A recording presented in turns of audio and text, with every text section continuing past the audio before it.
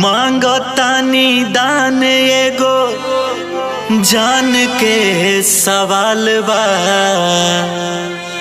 जिंदगी या मौत से जुझत ये गुलाल बा।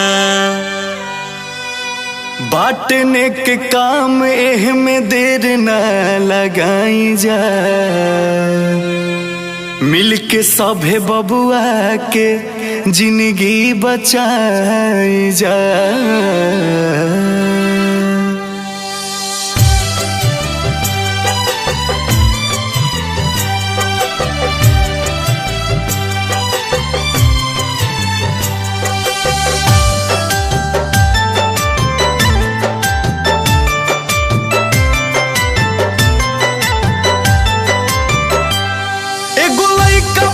संकट में आज बात हो, आगे आवो धर्म के काज बात हो।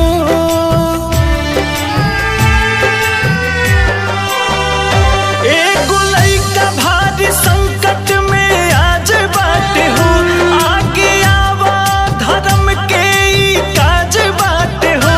बड़ी महंगाई रोग के इलाज बात हो। बड़ुए सोरह करोड़ के दवैया, तू आयांस के बचा ल मोर भैया, तू आयांस के बचा ल मोर भैया। बड़ी आइल बा कठिन समैया, तू आयांस के बचा ल मोर भैया, तू आयांस के बचा ल मोर भैया।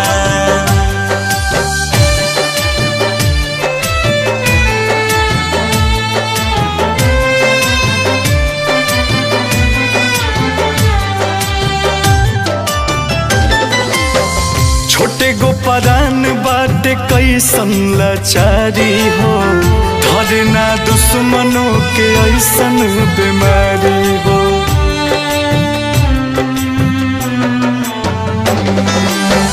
एही रे दुखवा में सब कर जरूरत बा, तबे नु जाई विपत्तिया भारी हो। अब तो दूजा कौन लौके ना उपैया, तू आयांस के बचा ल मोर भैया, तू आयांस के बचा ल मोर भैया। बाटे 16 करोड़ के दवैया, तू आयांस के बचा ल मोर भैया, तू आयांस के बचा ल मोर भैया।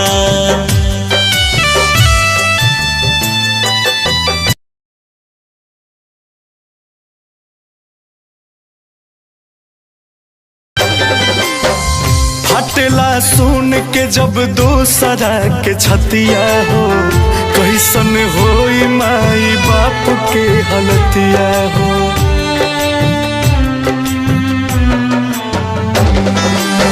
सबसे निहोरा बाबानी जा सहारा जी, दसुन हुजूरता निमानी लीन बतिया हो।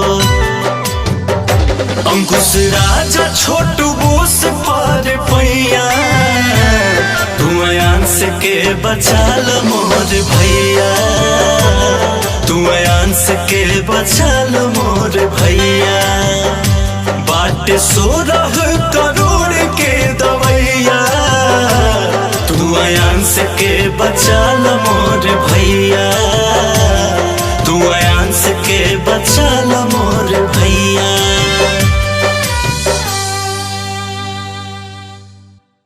नमस्कार, मैं हूं अंकुश। नमस्कार, और मैं हूं राजा। आयांस जो कि 10 महीने का छोटा बच्चा है, इस टाइम में SMA टाइप 1 जैसे दुर्लभ बीमारी से जूझ रहा है।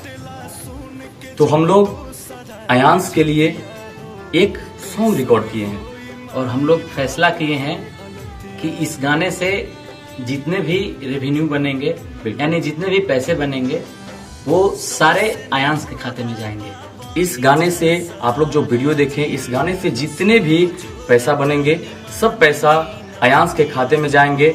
और हम लोग का गाना गाने का मुख्य उद्देश्य यही है कि आप लोग हम लोगों की बातों को जन जन तक पहुंचाएं। धन्यवाद।